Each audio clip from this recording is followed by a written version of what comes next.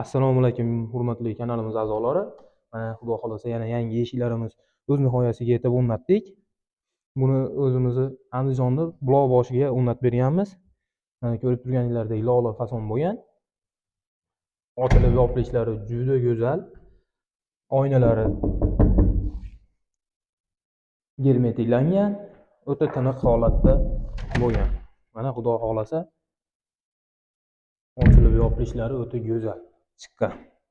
Bu yerga ikkita eshik, ikkita rom o'rnatib berganmiz.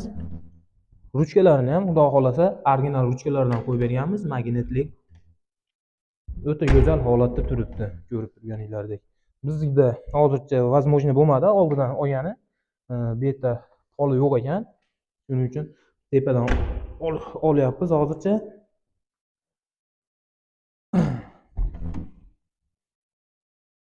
Xudo xolasa mana ko'rib turganingizdek o'ta go'zal chiqqan. Fasonimiz lola fason bo'lgan. Ranglari cho'qqi rangda bo'lgan, jigar rang. Oynalarimiz germetiklangan. Yoduvi ayna esa berganmiz. Xudo xolasa mana ko'rib turganingizdek o'ta ideal holatda bo'lgan. Kimga